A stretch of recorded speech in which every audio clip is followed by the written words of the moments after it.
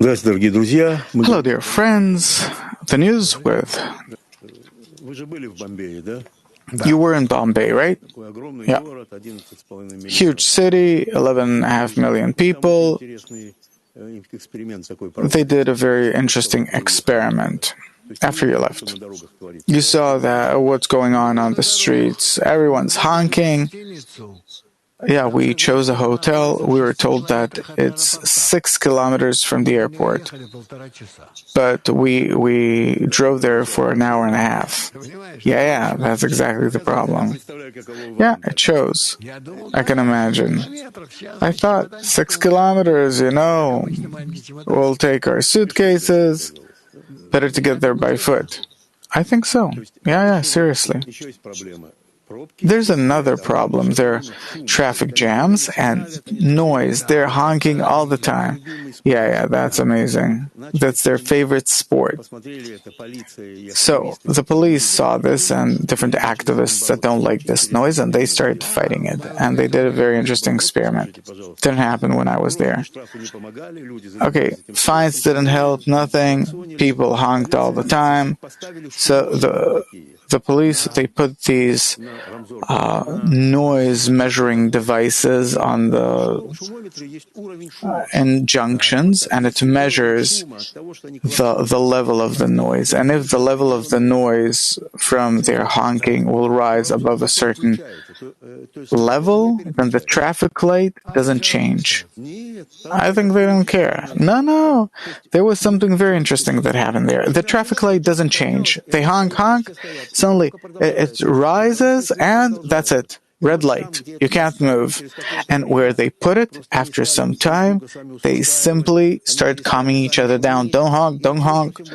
And a completely different movement began, meaning this traffic jam that they're more afraid of everything, suddenly upon it came down quiet. It's an amazing clip.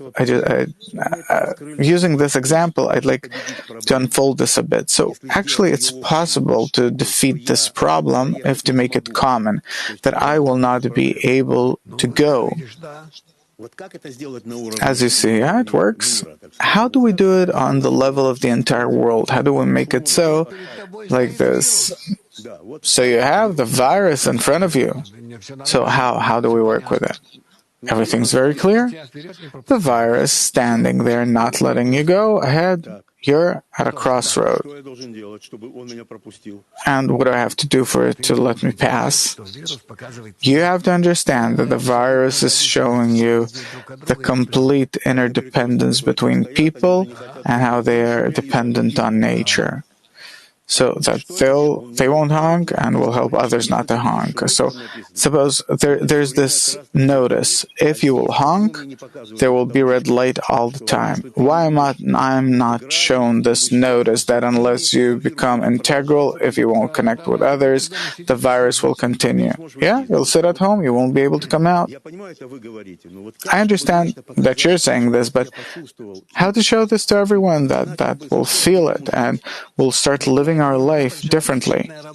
For this, you need serious work and explaining, because in relation to noise and traffic lights, that's clear. And in front of those traffic lights, you have another kilometer of a traffic jam. And once it becomes green, you have this river of traffic.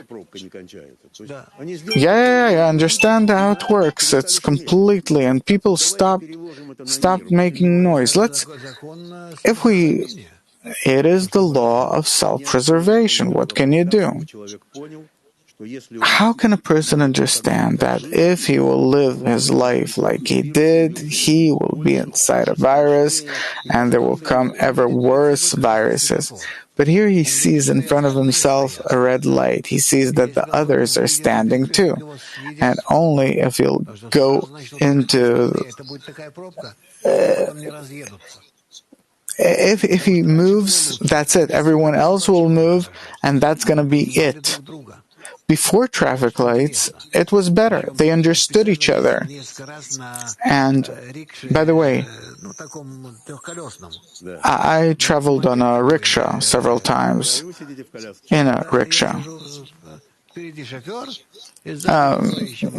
the front, you have the driver, and behind, two people can sit. It's a three-wheel rickshaw with like a moped. And he's all the time honking. All the time honking. And so does everyone else. And I think they don't even hear it. For them, it's a kind of like a melody. So I don't think that it's so simple for us to explain about the coronavirus that we have to necessarily think about how we're all together. But we'll have to. We'll have to. People can't sit at home. People have to sit at home, so they should sit at home and learn how interconnected they are. So what can you tell a person for him to understand that the coronavirus came specifically in order to arrange good relationships with others? You have to explain this.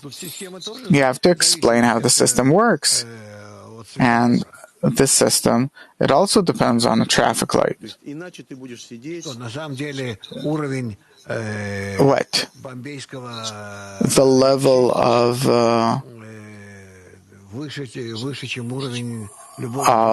Bombay rickshaw driver is higher than of any other person in the world? No.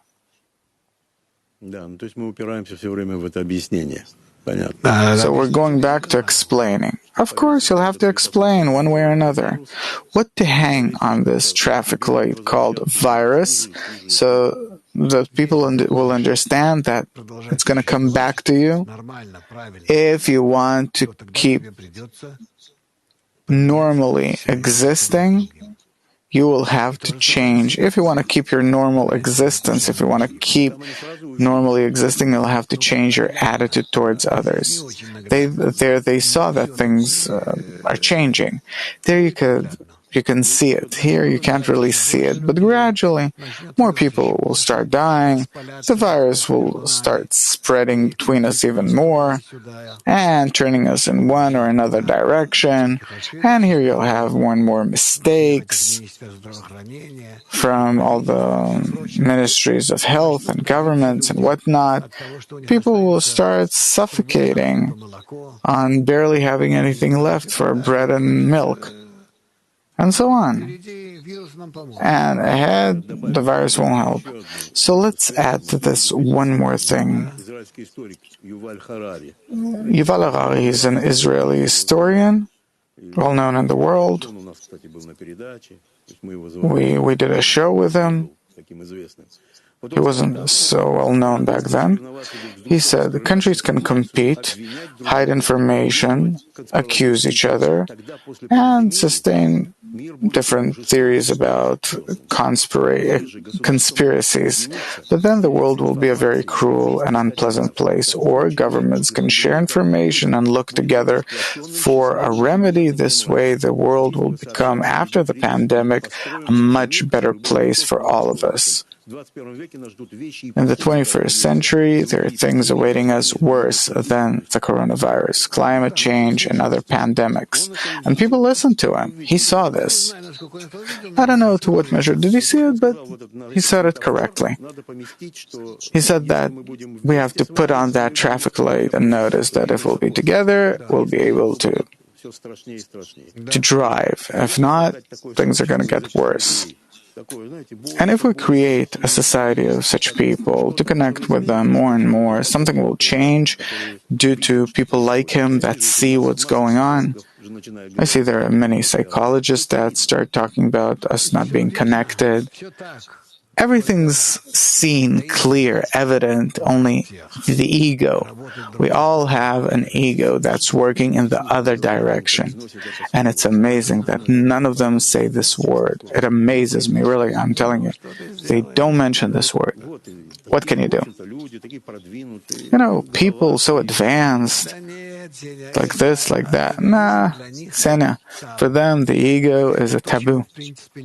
It is something that actually, as if does not exist, because if there is an ego that you cannot overcome, then what point is there talking about it and jumping around? All the scientists with their degrees, what can they jump around about? Do you have some kind of weapon against the ego or not? If you don't, then sit quietly. Write your articles in newspapers. Is this something that you're saying, or this is what they feel, that we can't do anything about it? Of course, they're impotent. They understand they're impotent, but they have no remedy. They understand that the ego is leading them and that actually this is the basis of their life. Of course. Furthermore, being in a scientific environment. So they better understand that it helps advance and that it's not their enemy, but that it's actually their friend. That's a problem. It is the problem. The ego is the problem. Yeah? I think that it's possible to overcome all of these things, but not with the help of philosophers, but simply by through a correct Kabbalistic explanation to all the nations of the world. Governments, I don't know how much will it influence them. They are too occupied with their contradictions, with their different problems, things. And we have to explain this to everyone. It'll come. So not to despair. No, not at all. This is our era. This is our time. That's interesting. You're all the time talking about this. Egoism and altruism, it all comes from one source.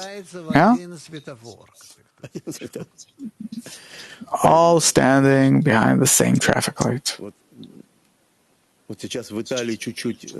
Now in Italy, the problem with the coronavirus decreased a bit, people could breathe a bit. And look what Italian doctors say, or medical staff, that now is the hardest time for nurses and doctors, say psychologists and doctors, that when a person fights some kind of crisis, he's all worked up with hormones and everything, but after it ends, he has the time to think and digest what happens. Society moves forward, but they are really emotionally drained. It's a feeling like we're wounded, like we bear inside of us everything we experience, say the doctors. Yeah, like in time of war, you don't feel that you're wounded. You're fighting, but after the war, it all comes down and people start dying of heart attacks, of different stress, whatnot. So for them, this is the most complicated time. During the coronavirus, it wasn't a crisis for them. Yeah, that's how it is. So what do you do in this case, or how can you explain? Or, okay, it's clear, attack, fight. A person, he got used to work in these circumstances. He felt necessary, needed. He understood what his goal is. He had no time to think. He had only time to act. He had a concrete understanding of what he's doing now. And when comes a time where he looks in retrospect at how things were, that's it. He can't find any answers to what happened. And it leads to heart attacks and big other problems. So what is life, if so? Life, it's a form of protein existence. For them, this was life. A person can live constantly in such stress. He can't. But he has to live in this inner aspiration, yearning. When he lives among those that are like him and they all aspire for the same goal, and it's coming closer, and it's achievable, and it's higher than life, higher than death. Even doctors, it's higher than them. So, if a person's in this flow, then we can say that a person's happy. Eternal movement towards an eternal goal, under a constant green light. Is it possible to charge humanity this way, to move them without stress, but in such a flow? I think so.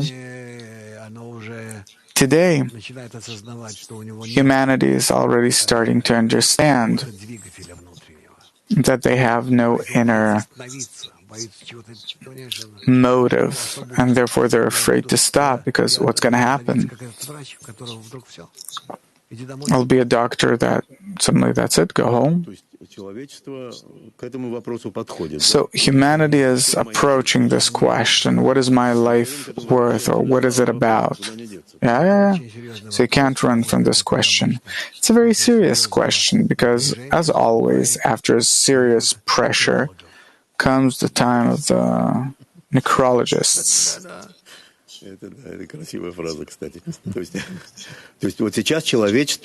So now humanity has experienced this stress.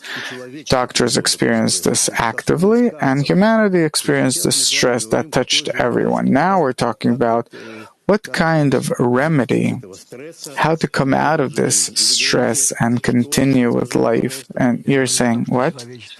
I'm saying that humanity needs a new goal that is eternal, whole, complete, higher than this life, higher than this virus and everything else, that altogether will swallow all of these problems in it and will give this shining peak. And who will give this to humanity? There is such a body? This is interesting. How to say it? That's the main question. How to say it so that people will hear, that they'll know. Soon they'll start looking at you like little children. Because they have nothing else. They'll start crying. Where's my teddy that I played around in the sand with? So life will bring a person to the question, to the need to live differently. Necessarily. There will be a need. Of course, it's already coming. What, the Ministry of Education or Health or what? And there are another 20 ministries now. Oh, it's funny. No, that's here in Israel. The Ministry for Keeping Your Pants Up, I don't know what. A minister. So the despair is an important process. Despair, being disappointed in everything, government, everything. Yeah. Won't this lead to more further depression? It all leads to further depression, to the recognition that up ahead there is emptiness. Emptiness. There's a void. And beyond it, there, behind the mountains, as the song goes, there's a different world. Yeah. So this emptiness is a good sign that a person will search for a way out in this emptiness. He won't be despair. He has no other way out. From above, he will be led in such a way that he won't be led to die. Death, that's the simplest, that's the easiest, Okay, this is important. You take a pill, and that's it, you go to sleep. But no. So he'll be taken through this emptiness. Yes, that he'll go through it, acknowledge, understand, experience it, and will understand that he has to survive. This is how the upper program plan is. Yeah, of course. That it's above death. Above death meaning what? That I prefer this kind of life that is above this death. Meaning, I don't mind death or not. This is not the purpose for which I want to continue living, but because I see that there's a higher goal in my existence, and for the sake of this, I want to live. Otherwise, I die happily. And this person can feel only an emptiness to come to this. Yeah. So everything is working to very clear, strict laws. Everything's very measured, thought through. Of course, it comes from deep emptiness of our soul, from the inside. So this is how the Creator leads a person like a child, not like a child, to understanding, recognition, toward emptiness. Not only emptiness, but for the sake of what emptiness would he like to exist for? What's worthwhile living for, as opposed to our previous death, the life that brings you to death. You're talking about the previous death, meaning that past life. The egoistic life, meaning that's death. That's it? Well, you have to leave something. I'm leaving a lot.